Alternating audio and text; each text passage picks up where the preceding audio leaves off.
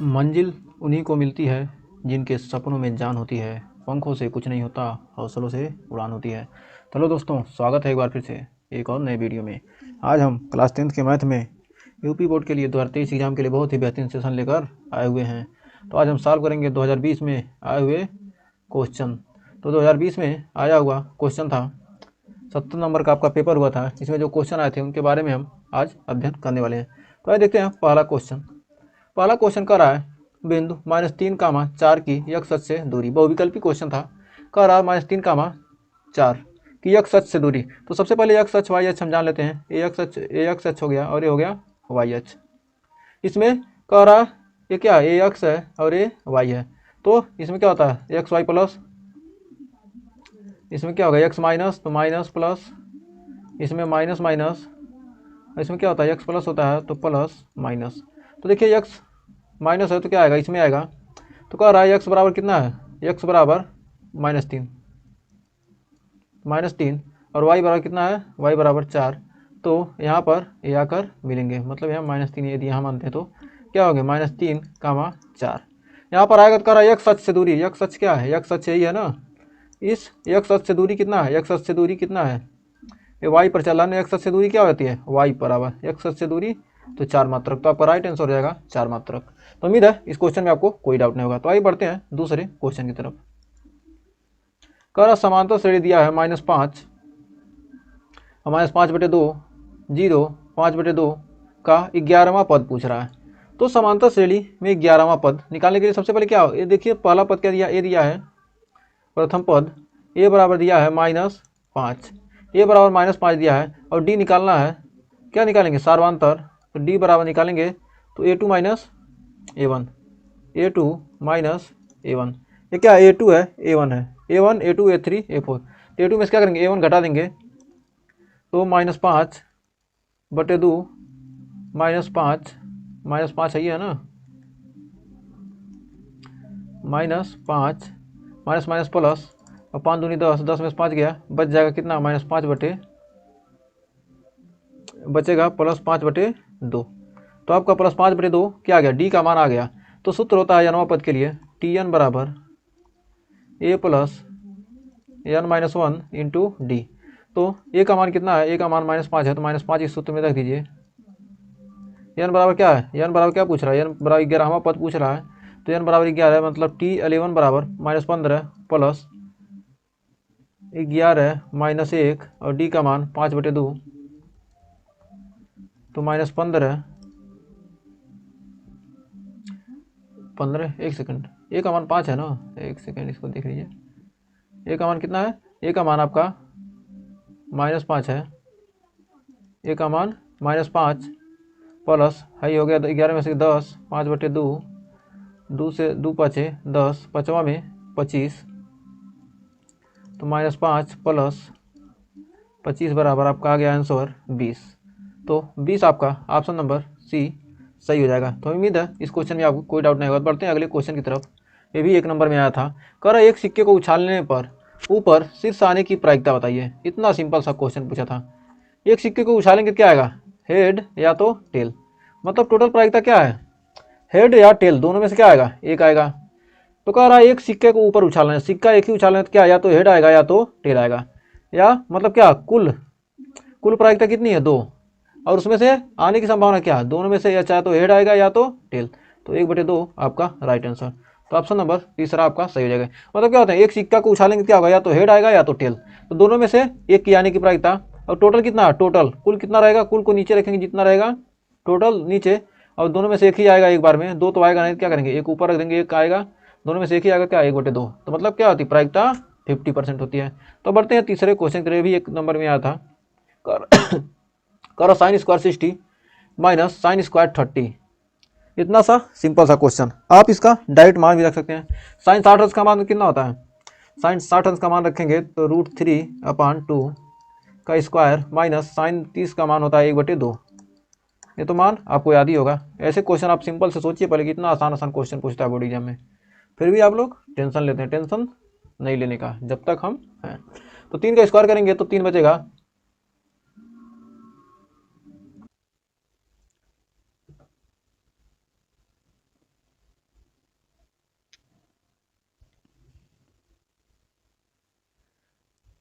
तो यहाँ पर 1/2 हो गया, तो इसका 3 का करेंगे 3 आ जाएगा, 3/4 माइनस 1/4, 3 में से गया 1/4, 3 में से गया कितना बचेगा 2 बचेगा ना, 2/4 यानी 2 दूनी, यानी आ गया आपका 1/2।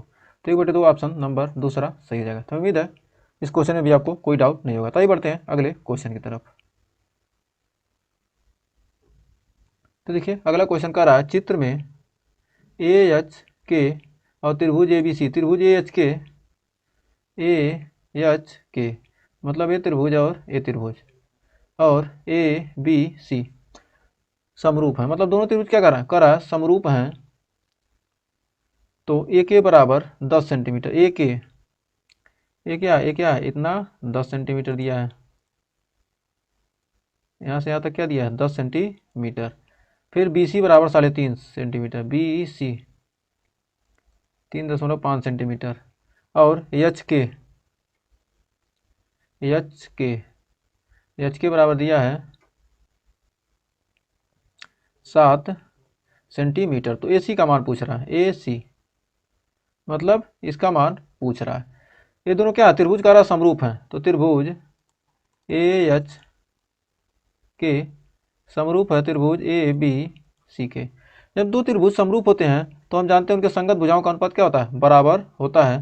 तो हम लिख सकते हैं AK/AC बराबर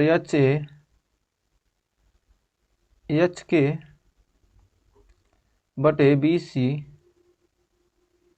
बराबर AH/AC। मतलब इनके संगत भुजाओं का क्या होता है अनुपात बराबर होता है। जब दो त्रिभुज समरूप होंगे तो उनके संगत भुजाओं का अनुपात क्या होगा बराबर होगा।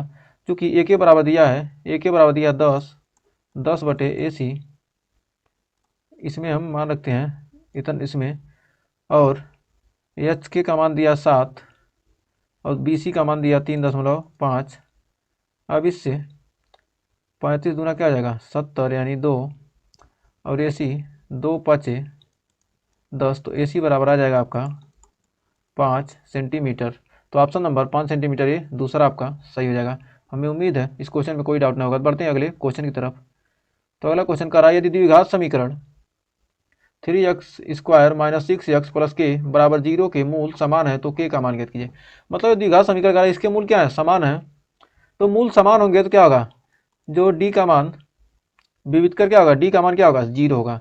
जब मूल समान होते हैं विविध कर का मान d का मान 0 होता है, तो d बराबर चूंकि होता है b² - 4ac। तो मतलब ax² - a + bx + c से तुलना करेंगे तो चूंकि a का मान कितना आएगा b² - 4ac, b का मान कितना b का मान कितना है b का मान -6, c का मान k और a का मान 3 + 3।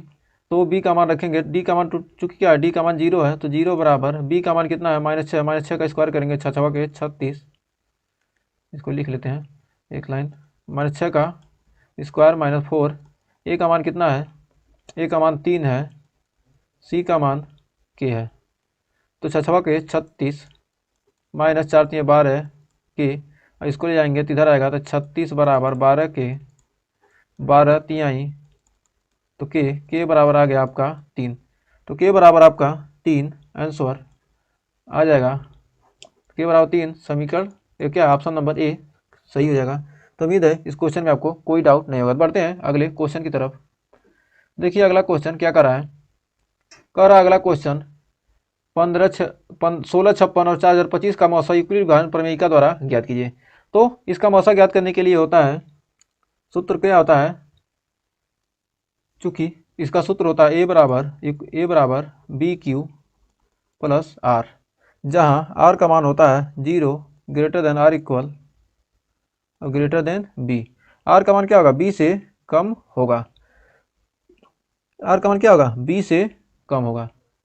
तो यदि इसको A मान लेते हैं इसको B मान लेते हैं, तो R का मान क्या होना चाहिए B से कम होना चाहिए, मतलब B से R का मान क्या होना चाहिए R से अधिक होना चाहिए, B का मान क्या होना चाहिए R से कम। तो इसमें किसको मानेंगे B, चूंकि इसको A मान लेते हैं इसको B मान लेते हैं, A हमेशा क्या होना चाहिए बड़ा होना चाहिए, ए ग्रेटर देन बी, ए का मान हमेशा क्या होना चाहिए, बड़ा होना चाहिए बी से। तो इस सूत्र पर रखेंगे तो सबसे पहले क्या कीजिए, भाग देते हैं 16 से 40 25 में भाग देंगे, 1656 से कितनी बार में जाएगा, 1656 दूना आ जाएगा 16 दूना 32 यानी 33, 12 घटाएंगे तो आएगा 712, 713 आएगा, 713। अब 713 से भाग देंगे 1656 में, 7 दूनी 1426, अब यहाँ घटाएंगे तो आएगा 230, अब 230 में भाग देंगे 713 में, 213 मतलब 23 दूना द्वितीय मतलब 3 बार जाएगा तो 690, और इसके बाद भाग देंगे 690 आ गया। अब घटाएंगे तो कितना बचेगा, 3, 11 में 9 गया 2, और 230 कितनी बार में जाएगा, 10 बार में, तो 230 दाइया 230। तो अब इसको आप लिखेंगे कैसे, इसको लिखने के लिए लिखेंगे 1656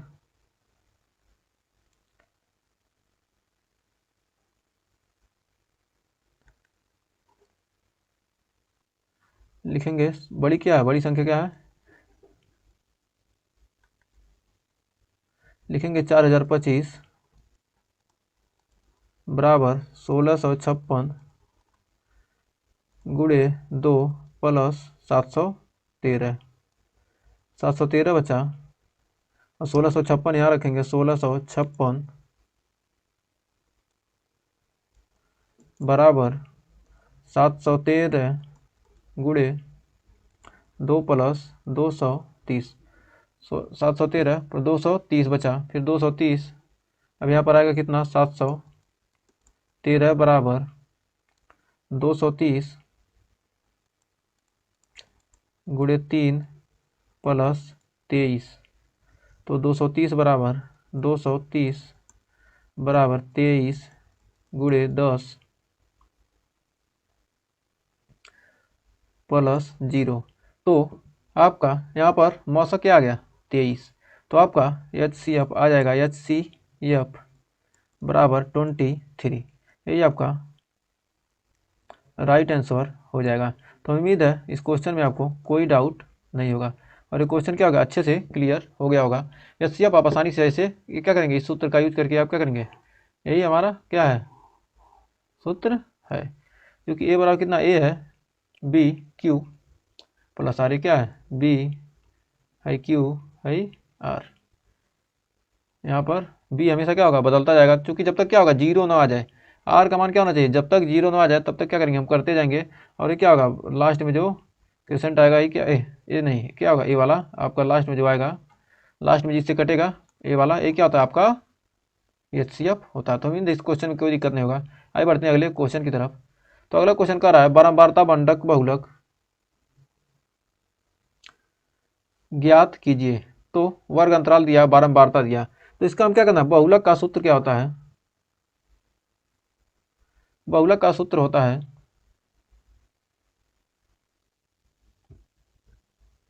क्योंकि यहाँ पर बहुलक ज्ञात करना है, बारंबारता बंटन का क्या करना है, बहुलक ज्ञात करना है। तो बहुलक बहुलक वर्ग क्या हो जाएगा, सबसे ज़्यादा क्या है 8 है, यहाँ पर क्या है बारंबारता की अधिकतम संख्या क्या 8 है, तो बहुलक वर्ग हो जाएगा ए। तो सबसे पहले इसका सूत्र, बहुलक का सूत्र होता है, बहुलक का सूत्र होता है बहुलक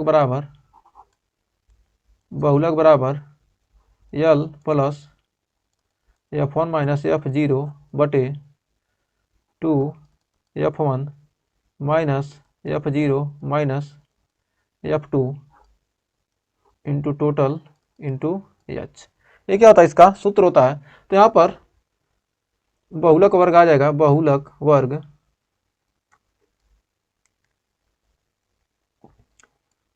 बहुलक वर्ग बहुलक वर्ग क्या है, 3 से 5, बहुलक वर्ग क्या है 3 से 5 है, 3 से 5 है। तो यल बराबर कितना आ जाएगा, निम्न सीमा, निम्न सीमा, निम्न सीमा यानी कि यल बराबर 3, वर्ग माप h बराबर 2। और वर्ग माप क्या होगा, वर्ग माप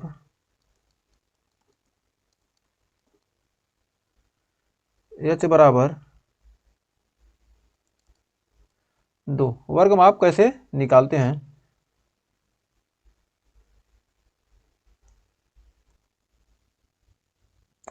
h2, क्योंकि क्या है यहाँ पर देखिए हर जगह क्या वर्ग अंतराल क्या है, 3 में से गया 2, 5 में से 3 गया 2, 7 में से 5 गया 2, मतलब क्या वर्ग माप h बराबर क्या है 2 है। तो क्या है वर्ग की माप, मतलब क्या हमेशा अंतर क्या आएगा, बराबर अंतर है वही क्या होता है वर्ग माप होता है h। अब फिर f1, f1 क्या है, बहुलक वर्ग की बारंबारता, जो बहुलक वर्ग की बारंबारता है f1 बहुलक वर्ग की बारंबारता, बारंबारता क्या, बहुलक वर्ग की बारंबारता f1 है। और f0 बहुलक वर्ग से पहले की बारंबारता, बहुलक वर्ग के ठीक पहले, इसको बहुलक वर्ग के ठीक पहले की बारंबारता क्या है, f0 कितना आ जाएगा 7, f0 का मान 7 तथा बहुलक वर्ग के बाद की बारंबारता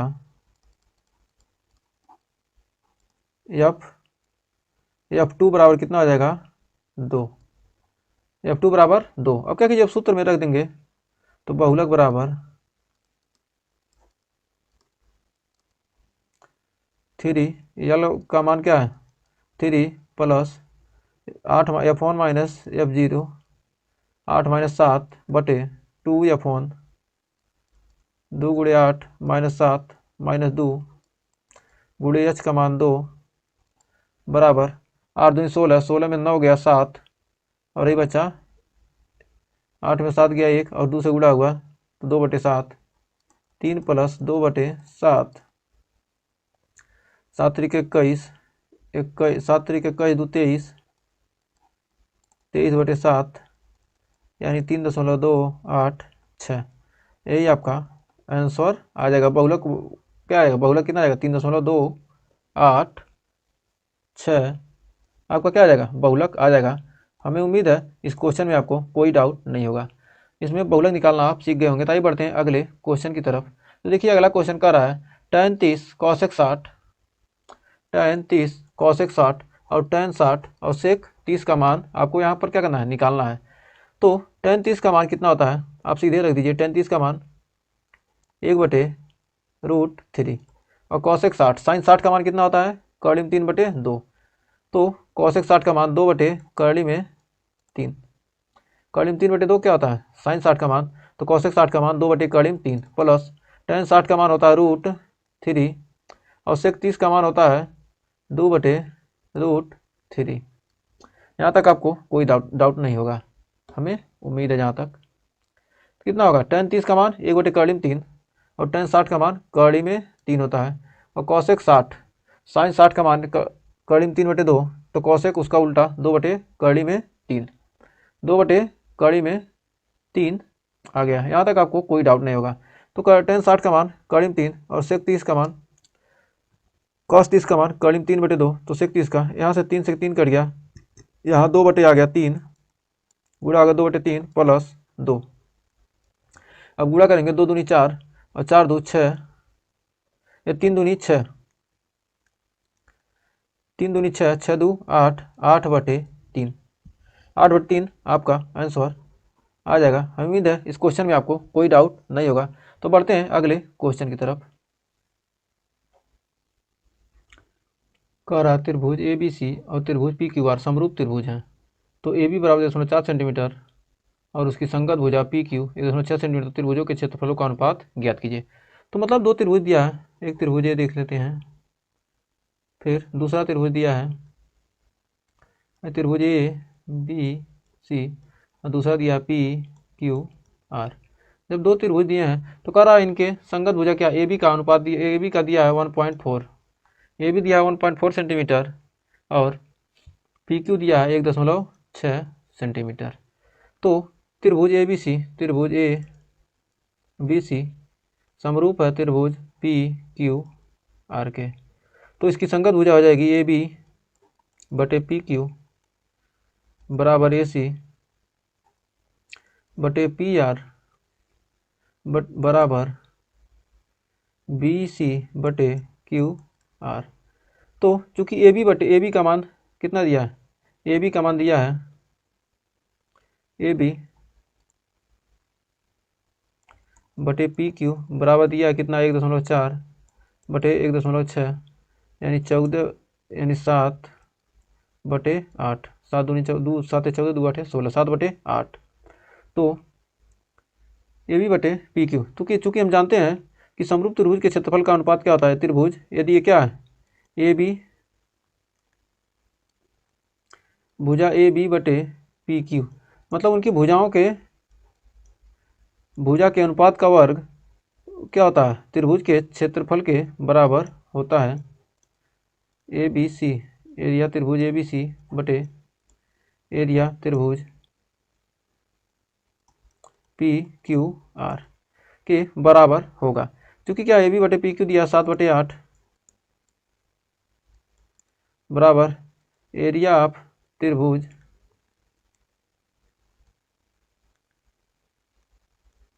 ए बी सी बटे एरिया त्रिभुज पी क्यू आर। तो 7 बटे 8 का स्क्वायर होगा ना ये, तो क्या होगा 49 बटे 64 यानी एरिया ऑफ त्रिभुज ए बी सी बटे एरिया ऑफ त्रिभुज पी क्यू आर। तो अनुपात पूछ रहा है कितना आ जाएगा, अनुपात आ जाएगा त्रिभुजों के क्षेत्रफलों का अनुपात 49:64 बराबर किसके, एरिया त्रिभुज ए बी सी अनुपात त्रिभुज एरिया त्रिभुज पी क्यू आर के। यही आपका 49:64 आपका राइट आंसर हो जाएगा। हमें उम्मीद है इस क्वेश्चन में आपको कोई डाउट नहीं होगा। तो बढ़ते हैं नेक्स्ट क्वेश्चन की तरफ। तो देखिए नेक्स्ट क्वेश्चन का राशि सिद्ध कीजिए कि कर्डिम 3 एक अपरिमेय संख्या है। तो इसको प्रूफ करते हैं। मान लीजिए इसको सबसे पहले क्या करेंगे, विरोधाभास से इसको सिद्ध करेंगे। मान लीजिए क्या है, कर्डिम 3 का एक अपरिमेय संख्या, लेकिन हमको क्या करना है, इसको मान लेते हैं माना कर्डिम 3 एक परिमेय संख्या है। इसको मान लेते हैं क्या, कर्डिम 3 एक क्या है, परिमेय संख्या है। तो अतः इसे क्या लिख सकते हैं, इतना लिख सकते हैं कर्डिम 3 बराबर पी बटे क्यू के रूप में इसको क्या कर सकते हैं, हम लिख सकते हैं। जब परिमेय संख्या मान लेते हैं, परिमेय संख्या क्या करेंगे, इसको पी बटे क्यू के रूप में लिख सकते हैं, जहाँ Q not equal to 0, Q का मान 0 नहीं होगा। पी व क्यू क्या है, सह अभाज्य संख्याएं हैं। पी और क्यू क्या है, सह अभाज्य संख्याएं हैं। तो P बराबर हो जाएगा, P बराबर इसको कर्डिम 3 क्यू इसको लिख सकते हैं, और दोनों पक्षों का क्या करेंगे, वर्ग करने पर P स्क्वायर बराबर 3Q स्क्वायर। तो Q स्क्वायर बराबर हो जाएगा P स्क्वायर बटे 3। इसको मान लेते हैं समीकरण नंबर 1। इसको मान लेते हैं क्या, समीकरण नंबर 1। पी स्क्वायर बटे 3 क्या है, पूर्णांक है। तो 3 पूर्णांक है, तो पी स्क्वायर 3 से क्या है, भाज्य है। पी स्क्वायर क्या होगा, 3 से भाज्य है। तो पी भी क्या होगा, चूंकि हमने पढ़ा क्या है, इसकी संख्या का स्क्वायर भाज्य है, तो क्या वो संख्या भी क्या होगी, उस संख्या से पी भी क्या होगी, 3 से भाज्य है। मान लेते हैं P/3 बराबर K1। P/3 को मान लेते हैं क्या, K1। तो P बराबर आ जाएगा 3k1। अब 3k1 इसको मान लेते हैं समीकरण नंबर 2, इसको मान लीजिए समीकरण नंबर 2। अब समीकरण 2 मान लीजिए, तो इसके बाद देखिए, अब समीकरण 2 मान लिए तो समीकरण 1 में रखने पर, समीकरण 1 में रखने पर, समीकरण 1 में रखने पर इसको क्या कीजिए, अब समीकरण 1 में रख देते हैं। समीकरण 1 में रखेंगे p बराबर 3k1, p बराबर 3k1 रखेंगे तो q स्क्वायर बराबर 3k1 का स्क्वायर बटे 3, तो एक हो जाएगा q स्क्वायर बराबर 9k1 स्क्वायर बटे 3, यानी q स्क्वायर बराबर आ जाएगा 3k1 स्क्वायर, q स्क्वायर बराबर 3k1 स्क्वायर, तो k1 स्क्वायर बराबर q स्क्वायर बाई 3, ये हो जाएगा समीकरण नंबर 3। इसको मान लेंगे क्या, समीकरण नंबर 3। अब इसको समीकरण नंबर 3 k1 बराबर q स्क्वायर बाई 3, चूँकि q स्क्वायर क्या है, q स्क्वायर एक पूर्णांक है, q स्क्वायर क्या है, एक पूर्णांक, q पूर्णांक है तो q स्क्वायर भी क्या होगा, पूर्णांक होगा। q स्क्वायर क्या है, एक पूर्णांक है, तो q स्क्वायर क्या होगा, q स्क्वायर 3 से क्या है, 3 से भाज्य है। हमने क्या देखा यहाँ, q स्क्वायर क्या है, 3 से भाज्य हो जा रहा है, q स्क्वायर 3 से भाज्य है, तो q भी क्या होगा, 3 से भाज्य होगा, q भी क्या होगा, 3 से भाज्य होगा। तो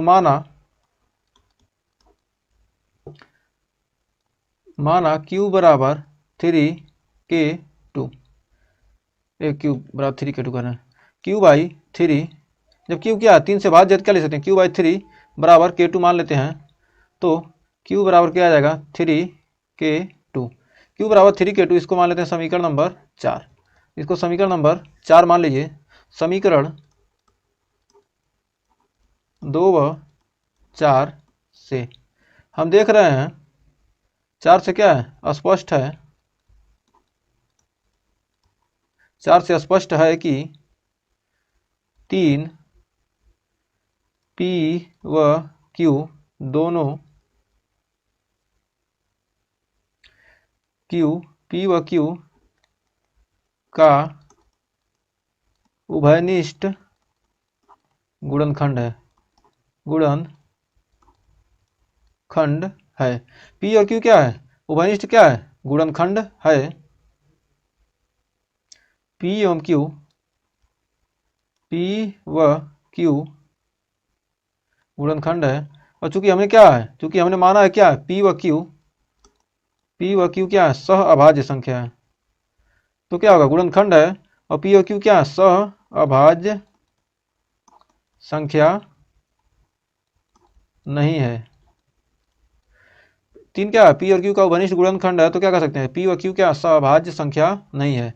हमारा कथन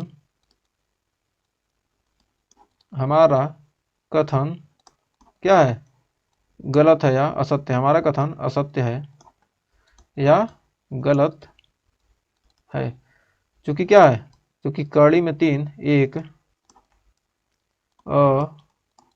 अपरिमेय संख्या है।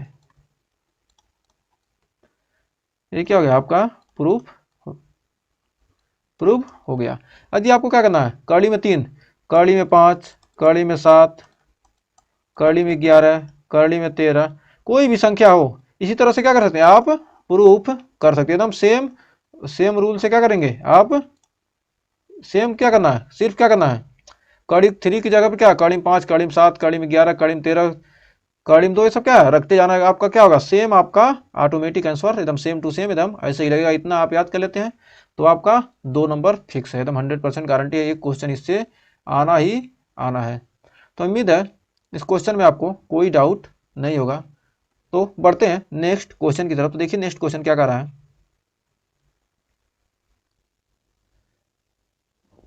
कर एक रेखा y अक्ष तथा x अक्ष को क्रमशः बिंदु P तथा Q पर प्रतिच्छेद करती है। यदि 2, -5 PQ का मध्य बिंदु हो तो P तथा Q के निर्देशांक ज्ञात कीजिए।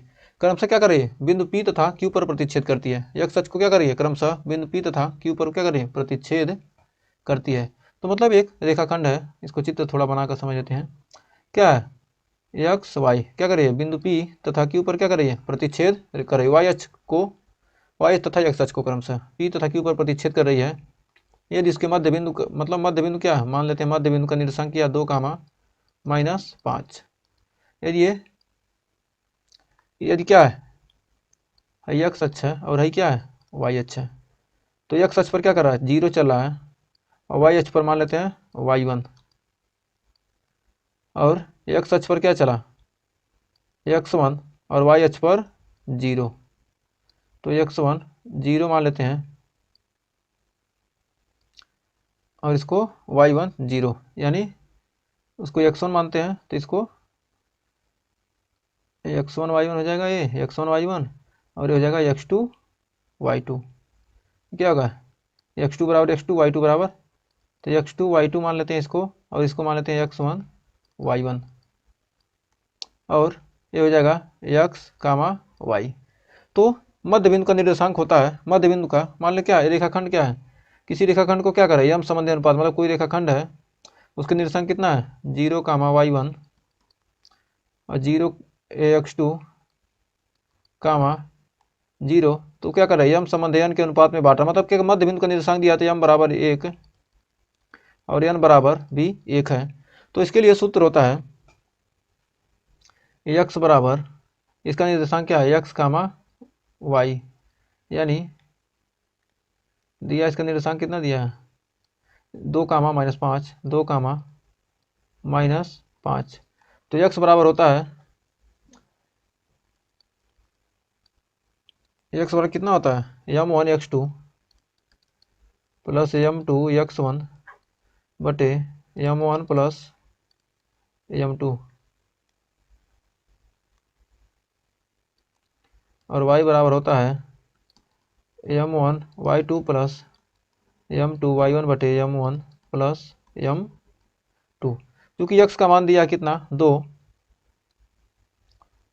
और m1 का मान 1, x2 का मान x2 प्लस x1 का मान यहाँ पर 0, m2 का मान 1 बटे 2, फिर y का मान कितना दिया है, y का मान दिया -5, और y2 का मान 0, तो 1 के लिए 0, प्लस m2 का मान 1, y1 का मान y1 बटे 2। तो 2 दूनी हो जाएगा यहाँ पर 4, और बच जाएगा x2। तो x2 बराबर आ जाएगा 4, x2 बराबर कितना आ गया, 4, और यहाँ पर y1 बच रहा, तो 5 दूनी 10, -10, तो y2 बराबर कितना आ गया, -10। तो इतना आ गया। तो आपके निर्देशांक हो जाएंगे, p का निर्देशांक हो जाएगा p बराबर हो जाएगा 0, -10, और q का निर्देशांक हो जाएगा 4, 0। गड़बड़ मत कीजिएगा, माइनस नहीं है, 4, 0। यही आपके आंसर p और q के निर्देशांक क्या आ गए, आपके आ चुके हैं। हमें उम्मीद है इस क्वेश्चन में आपको कोई डाउट नहीं होगा, बहुत ही सिंपल सा क्वेश्चन था। तो आइए बढ़ते हैं अगले क्वेश्चन की तरफ। कह रहा एक थैले में लाल गेंद और एक में नीली गेंद और एक में पीली गेंद तथा सभी गेंदें एक ही साइज की हैं। तो कृतिका बिना थैले के अंदर झांके यदि इनमें से एक गेंद यादृच्छिकता निकालती है तो इसकी प्रायिकता ज्ञात कीजिए कि वह गेंद पीली होगी, लाल होगी, नीली होगी। तो इसके लिए कैसे निकालेंगे, क्योंकि कह रहा एक लाल गेंद है, एक लाल है, एक गेंद क्या है, लाल है, और फिर कह रहा एक गेंद कितना है, एक गेंद नीली है, और एक गेंद पीली है, एक गेंद क्या है, पीली है, एक गेंद क्या है, पीली है। तो मतलब एक लाल, एक पीली, एक नीली, तो टोटल कितनी है, टोटल है एक गेंद। और ये क्या है, ये थैला है, मतलब क्या, ये थैले में क्या है, एक पीली एक लाल गेंद है। तो इस थैले में क्या है, लाल पीली नीली गेंद है। तो टोटल गेंद कितना है, कुल गेंद कितनी है, 3 गेंद है। तो कह रहा है पीली होने की प्रायिकता, पी ए, मतलब प्रायिकता किससे लिखते हैं, पी ए से। पी ए बराबर लिखेंगे इसमें पीली होने की प्रायिकता कितना होगी, मतलब एक पीली हो तो मतलब 1/3, तीन में से क्या करेंगे, एक ही निकालेंगे, तो एक पीली होने की प्रायिकता। और इसके लिए पी बी मान लेते हैं, इसको बी मान लेते हैं, तो पी बी बराबर, तो ये भी क्या होगा 1/3 ही होगा। और पी सी, इसको सी मान लेते हैं, तो पी सी बराबर भी 1/3 ही होगा। यही आपका आंसर हो जाएगा। हमें उम्मीद है इस क्वेश्चन में आपको कोई डाउट ना होगा।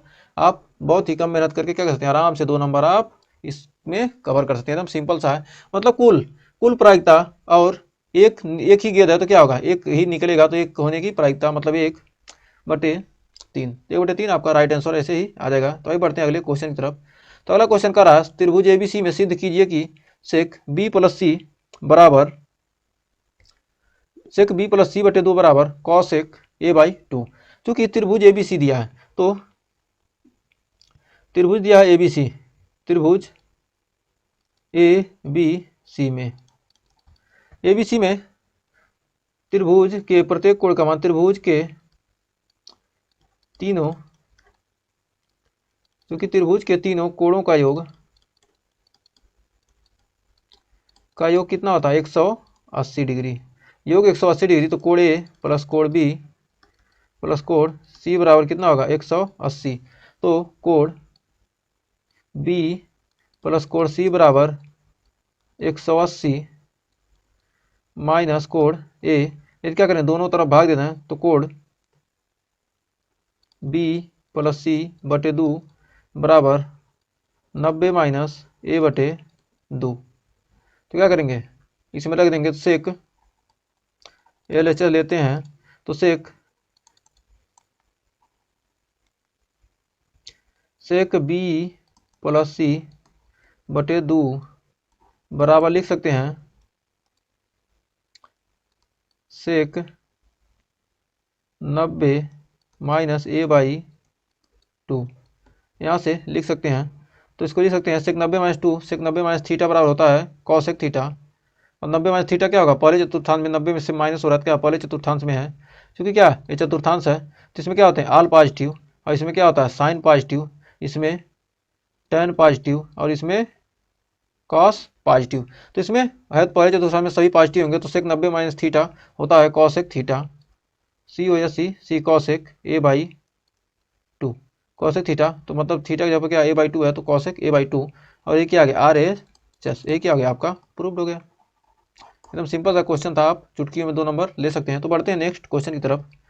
तो नेक्स्ट क्वेश्चन का रहा है, बिना लंबी विभाजन प्रक्रिया किए दर्शाई कि निम्न परिमेय संख्याओं का दशमलव प्रसार शांत होगा और प्रत्येक को दशमलव रूप में व्यक्त कीजिए।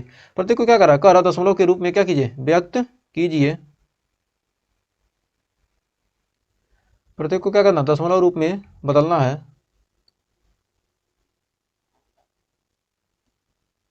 प्रत्येक को क्या करना, दशमलव रूप में बदलना है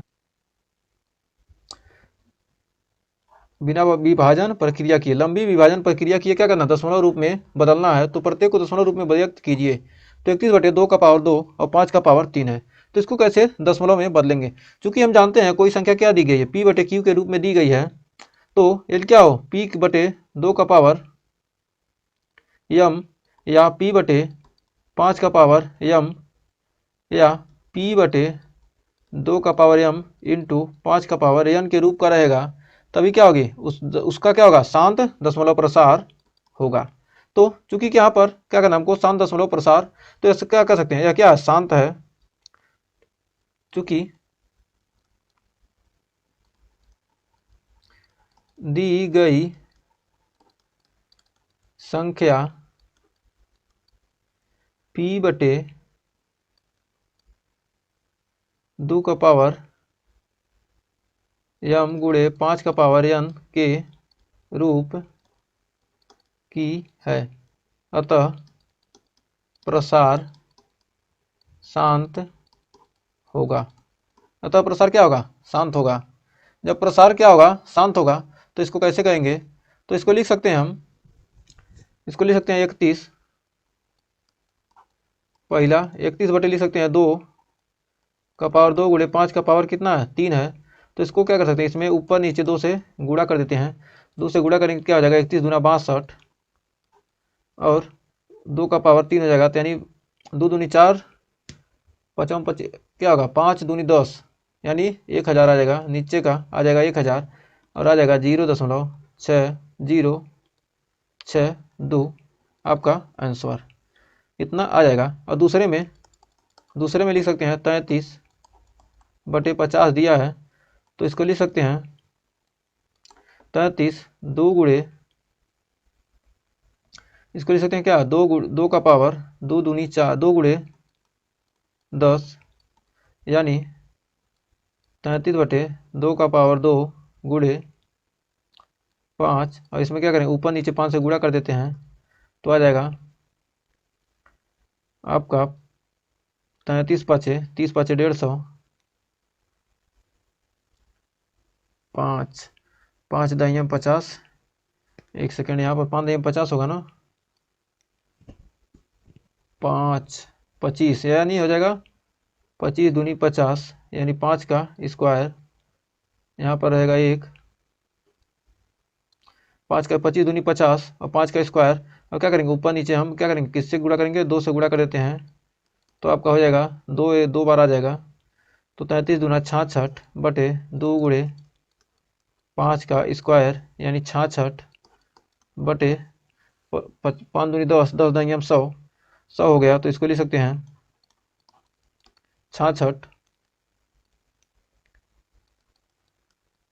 66 बटे 100 या 0.66, यही आपका आंसर हो जाएगा।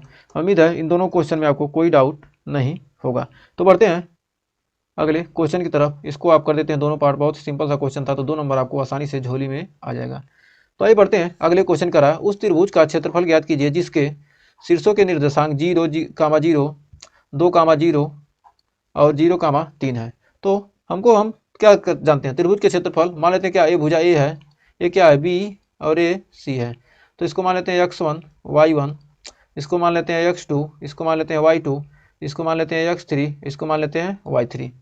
तो त्रिभुज के क्षेत्रफल का सूत्र होता है, क्षेत्रफल का सूत्र क्या होता है, त्रिभुज का क्षेत्रफल बराबर होता है 1/2 x1 plus y2 minus y3। बस इतना आपको याद करना, पहला लाइन आपको याद करना, y2 माइनस y3 यदि आपको याद हो गया तो आसानी से हम क्या करेंगे, प्लस x2 करते हैं, ये x1 के बाद x2 आएगा और y3, और इसमें क्या है y1 नहीं है ना, तो क्या करेंगे y1 घटा देंगे प्लस x3, इसमें लास्ट में क्या है y1 है, तो y1, इसमें क्या नहीं है y2 नहीं है, तो y2 घटा देंगे। बहुत ही सिंपल सा सूत्र याद करने का तरीका था ये। तो 1/2 x1 का मान कितना है, x1 का मान 0 इंटू y2 का मान, ये y2 का मान कितना है, y2 का मान 0 माइनस y3 का मान 3, तो टोटल तो 0 हो जाएगा, 0 से गुणा हो 0 ही होगा, प्लस x2 का मान 2, y3 का मान 3 माइनस y1 का मान 0 प्लस x3 का मान 0, y1 का मान 0 माइनस y2 का मान भी 0।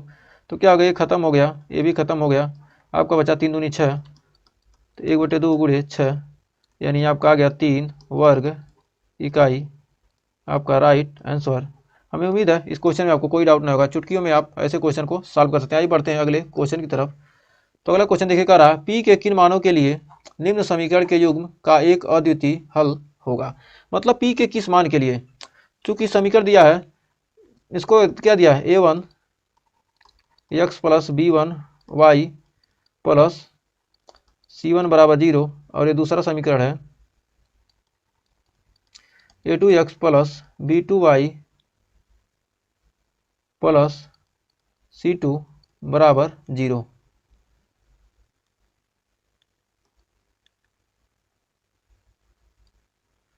c2y बराबर कितना दिया है, 0 दिया है, c2 बराबर 0। तो समीकरण का अद्वितीय हल के लिए क्या होता है, समीकरण के अद्वितीय हल हेतु, हल के लिए क्या होता है कि a1 बटे a2 not equal to b1 बटे b2, यही होता है ना। अद्वितीय हल के लिए क्या होता है, A1/A2 का और नॉट इक्वल टू B1/B2। तो A1 का मान कितना दिया है, क्योंकि A1 बराबर दिया है A1 बराबर 4 और A2 बराबर 2 और B1 बराबर B1 बराबर P और B2 बराबर 2। तो A1/A2 इसमें रखेंगे तो 4/2 नॉट इक्वल टू 2/P/2, 2 दूनी 4, यानी ये 2 दूनी क्या हो जाएगा, 2 दूनी 4, 4 नॉट इक्वल टू P। मतलब P का मान 4 के अलावा कुछ भी हो सकता है। P का मान 4 के अलावा कुछ भी हो सकता है। 4 के अलावा क्या हो सकता है, कुछ भी हो सकता है। किसके लिए, अद्वितीय हल हेतु। कुछ भी हो सकता है अद्वितीय हल हेतु। यही आपका राइट आंसर हो जाएगा। तो इसको जान लीजिए, अद्वितीय हल के लिए क्या होता है, ये सूत्र होता है अद्वितीय हल के लिए। अनेक हल के लिए क्या होता है, A1/A2 बराबर B1/B2 बराबर C1/C2। किसके लिए है, अनेक हल। यदि क्या हो, A1/A2 बराबर B1/B2 not equal to C1/C2, क्या होगा, कोई हल नहीं होगा, कोई हल नहीं होगा। तो अद्वितीय हल के लिए क्या, A1/A2 not equal to B1/B2। और क्या होगा, अनेक हल के लिए पूरा बराबर होना चाहिए, नहीं तो दोनों नहीं बराबर होना चाहिए। और उसके बाद कोई हल नहीं है, क्या है, कोई हल नहीं के लिए क्या, A1/A2 equal to B1/B2 not equal to C1/C2। ये क्या थे, ये 3 फार्मूले भी हमने जान लिए इसी वीडियो में। तो आइए बढ़ते हैं नेक्स्ट क्वेश्चन की तरफ। तो नेक्स्ट क्वेश्चन कह रहा है कि बारंबारता सारणी से माध्यक ज्ञात कीजिए। तो इसमें क्या करना है, माध्यक ज्ञात करना है। तो इसको हम कैसे निकालेंगे, बहुत ही सिंपल तरीके से निकालेंगे। तो इसकी माध्यिका ज्ञात करने के लिए, माध्यिका क्या कर रहा है, निकालने के लिए, माध्यक यानी माध्यिका निकालने के लिए कह रहा है। तो इसमें तो सबसे पहले इसका सारणी बना लेते हैं। वर्ग अंतराल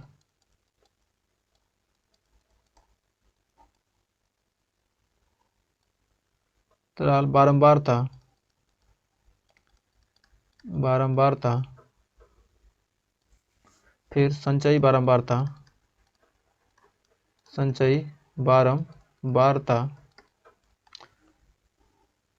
ये आपने चैप्टर नहीं पढ़ा तब भी आपको समझ में आ जाएगा। वर्ग अंतराल दिया 10 से 25, 10 से 25 यानी 3, फिर 25 से 40 यानी 10, 40 से 55, 20 और 55 से 70, 13 और 70 से 85 आपका है 4। अब यहाँ पर 3 में 10 जोड़ेंगे तो कितना आ जाएगा, 13, और 13 में 20 जोड़ेंगे तो आ जाएगा 33, और 33 में 13 जोड़ेंगे 46, 46 में 4 जोड़ेंगे तो आ जाएगा 50। तो n बराबर यहाँ आपका आ गया 50।